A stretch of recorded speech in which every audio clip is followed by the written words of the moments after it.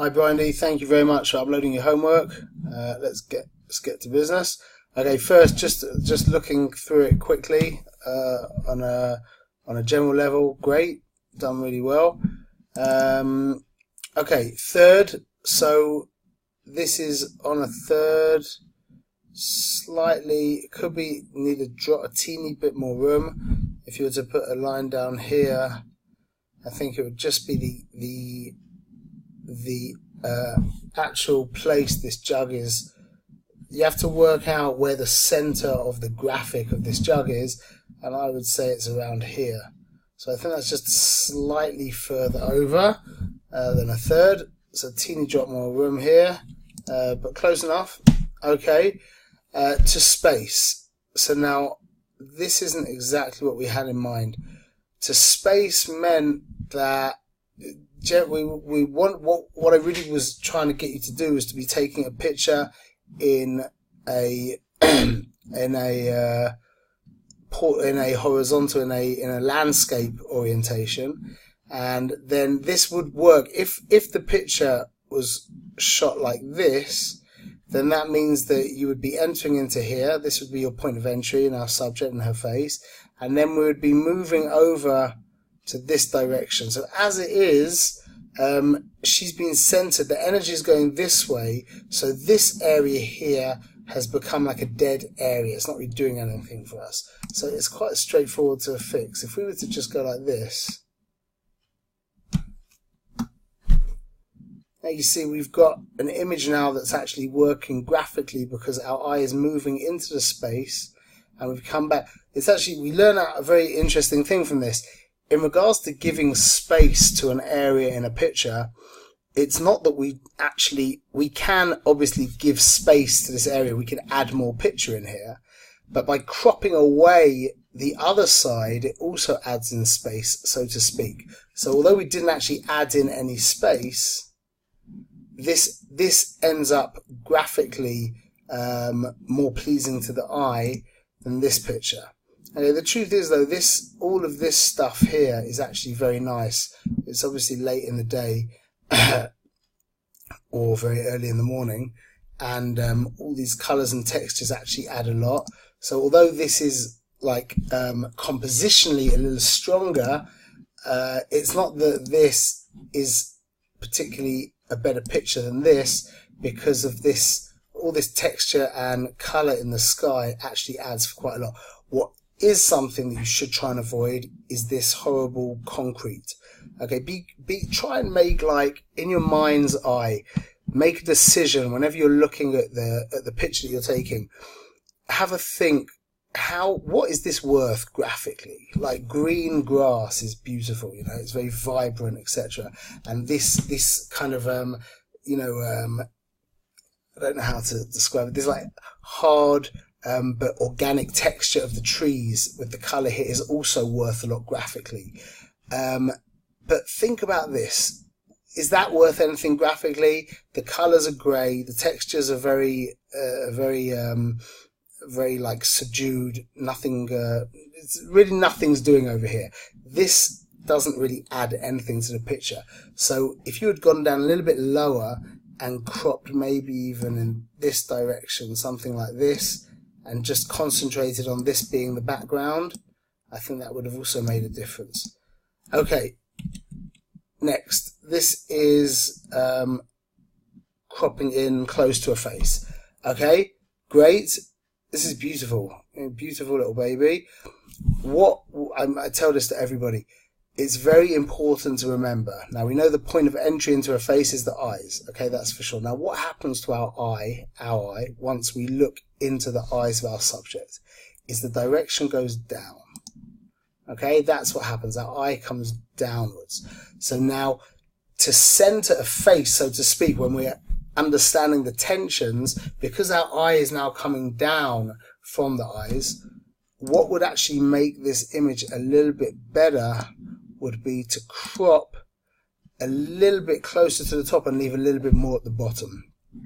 When anybody, I don't know why it is, but it's basically without exception, is when people start getting aware of the idea of cropping in close, it's without exception. Literally, they always leave too much room on the top and they cut off stuff at the bottom. Now, in this case, you didn't do that because there was nothing really that you cut off at the bottom. But just in regards to the tensions and the energies, just be aware that your eye is moving down. So this crop here is just a little bit more aesthetically pleasing than the original picture that you shot. But you've placed it in a beautiful place. The light on her hair is gorgeous. The background is great. It's a gorgeous shot. You nailed the focus perfectly. There you go. You can see you. Hello. Lovely. Nice shot. Maybe we'll take this one into Photoshop. Let's see what happens. Okay. Now we have. Do we have any more? Oh, sorry. We have focus. So let's just move this one over here. Now focus. Okay, you nailed it. This. I'm not sure, is it out of focus? It's a little soft. Yeah, so if you see here, it's interesting. You just hit the focus just a teeny bit forward. Yeah, so this is a teeny bit soft. Over here, you nailed it completely. But over here, you just slightly missed it, just a few inches too far forward. So that's not pin sharp. But good try, excellent try. Great. Okay, let's go on. So now this is your photo shoot. Okay. Now think carefully in regards to cropping it in close. What are we gaining from this area over here? Be really brutal in regards to cropping in. So for me to take this picture, we'd be looking. This is our point of entry into our subject's eyes. Now the hair over here is actually beautifully lit. That's very beautiful.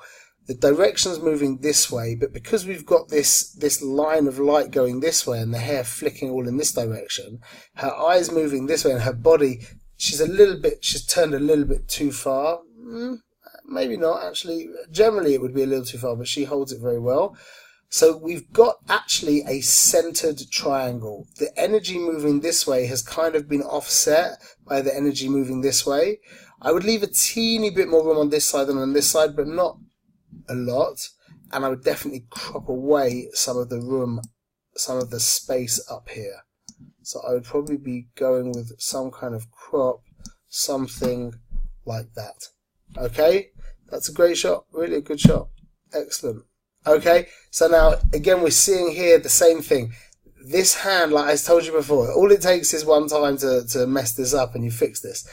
But everybody does this. They leave too much room on the top and they crop off from the bottom. Okay, this is not a good idea that her hand has been cropped off. Not that it's forbidden to crop off hands. You can crop off arms and hands and legs and feet, etc., as long as our eye isn't moving in that direction. However, in this picture, our point of entry is her face here. Now, the truth is, I think our eye is actually coming down this way more. Her face is directed this way. Our eye definitely goes down. The question is, does it go down here or does it go down here? I think that as we enter in here, our eye comes down here, comes back round, and at this point, it grazes the edge of the canvas and comes back. That's our composition. Strong triangle, moving to the left of the frame. Okay, so first things first, we'll crop off this dead area up here. That's not worth anything.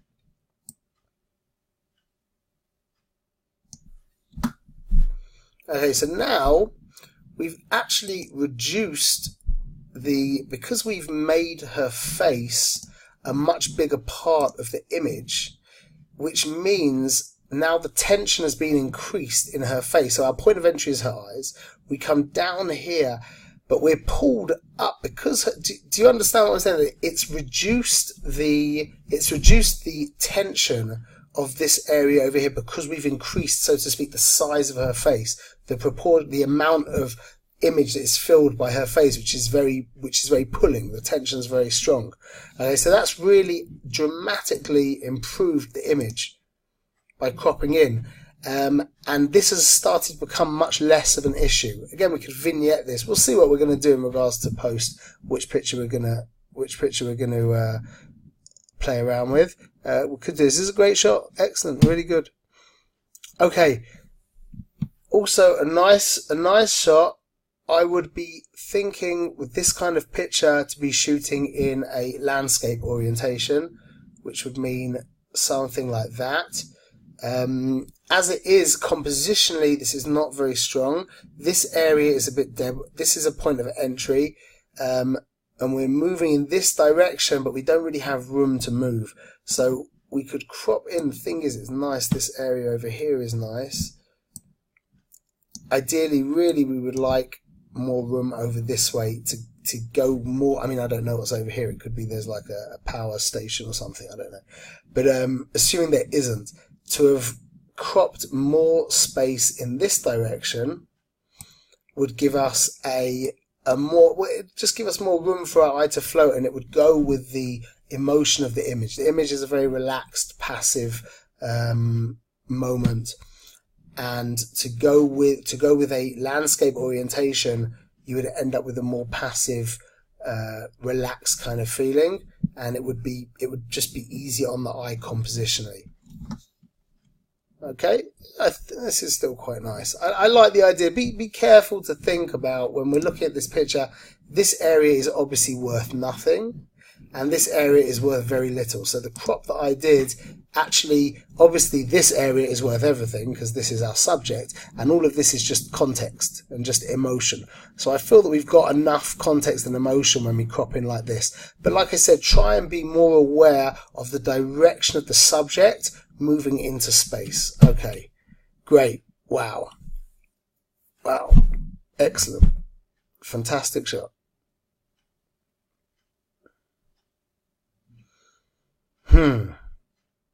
Beautiful. Obviously the colors here are just beautiful. The textures of the water here are fantastic. Compositionally, I think that if we just crop a little bit off, just a teeny bit off the top and bottom and make it more like panoramic, I think we've added a lot to it like that. We've got this line on the third. That's great. Now this line comes to center. So it's actually very complicated. The composition here is actually very complex. You're adhering to the rules of the thirds. This is a line here, and then we've got an imaginary line over here. The sun creates a line on the third as well. Okay, and our little guy over here is moving in this direction. Composition is very complicated. You could talk a long time about this compositionally, but the real beauty of this image is for sure held within the colors and the textures. So keep that in mind, that when we look at this picture, everyone will say, wow, beautiful picture. But ask the question, why is it a beautiful picture? And then that will allow you in the future to create pictures at least as beautiful as this, and maybe even more beautiful. A great shot. Excellent shot. Fantastic. Okay, so now here we've lost a little bit. It's not completely sharp. The truth is there could be a couple of things. Number one, it could be your lens is a bit dirty. Number two, it could be flare coming in from the sun in the background. I just want to, right now, you wrote in the email you sent, hi, when I was taking the pictures, the lighting was really bothering me because I felt I wasn't getting it right. I would love some constructive feedback on that, please. Also, I feel like the pictures are not as clear as I'd like them to be. Is this the camera or lens, or is it a setting I'm not using properly? Thank you so much. Okay. All I can say is hold out. The camera is a complicated piece of equipment. You have in your camera buttons going on and on and on, and you have in the menu loads and loads of options.